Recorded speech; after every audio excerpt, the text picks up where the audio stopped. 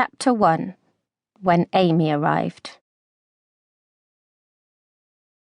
Things were fine when it was just Dad and me. We never really talked about anything important, but we were okay. I missed Beckett loads and wished he could have stayed with us, but I was relieved Mum had gone. I hadn't felt scared in the morning for ages. I hadn't had to hide under my covers at night, smothering my sobs by biting on Blue Bunny's ear. And although Dad never bought flowers, like my best friend Grace's mum does every Friday, our flat was still nice. It was our cosy home. But that was before Amy came along and ruined everything.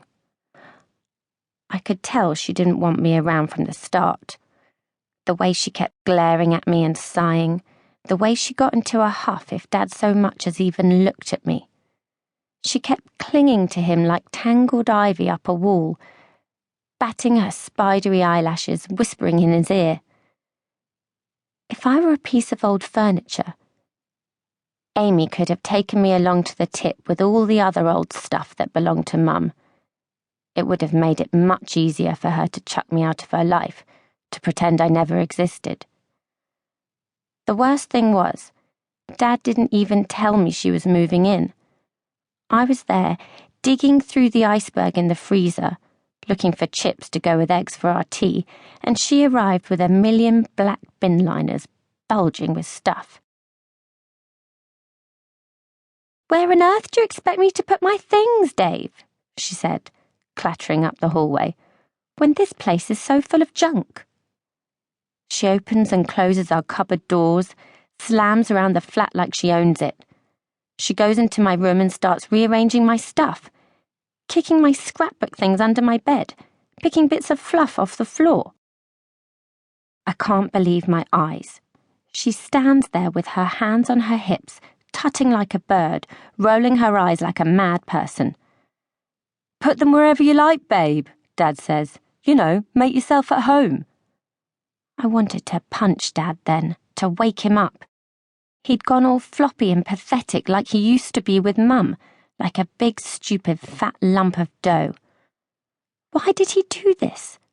Why can't he tell her to get lost so we can eat our eggs and chips in peace and watch the telly? Dad opens his arms wide and pulls Amy in so tight his big belly bulges like whale blubber around her.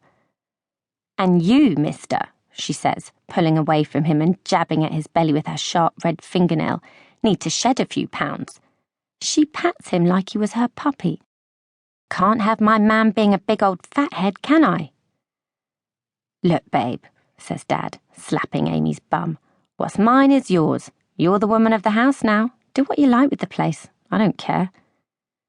That was the wrong thing to say because, 1, I do care. 2, Amy does just that. Later on, she starts pulling the flat apart, rearranging it, putting all her stinky air freshener plug-in things and stupid ornaments all over the place. She clutters up the bathroom with loads of body scrubs and sprays and mountains of makeup. "Ew," she says, leaning over the chip pan, almost choking me to death in a swirl of perfume. "What on earth do you call that?" My cheeks burn hotter than the chip fat. "Egg and chips," I say. "I'm making tea for Dad." Amy laughs like a hyena in The Lion King. She rests her hand on her forehead dramatically and starts staggering about the kitchen on her pink high heels. "You're not seriously going to eat that rubbish she's making you, Dave, are you? You might die from food poisoning. Quick, quick, fumigate the place. We might all die." Dad leans against the fridge and sighs. I freeze, stiller than a statue, and watch the edges of the chips frizzle and burn while these huge invisible hands slide inside me and scrunch my tummy up tight. "Nah, babe," Dad says. "You're right. We've got a real woman in the house now. We don't need to eat that old muck. You can cook proper grub for us, right, babe?" Amy laughs and rolls her eyes, their little red veins threading over them like rivers. "If you think I'm going to be a slave to your kitchen, Dave," she said, poking his belly, "you've got another think coming. I'm your girlfriend, remember? Not your freaking wife." Dad opens the fridge.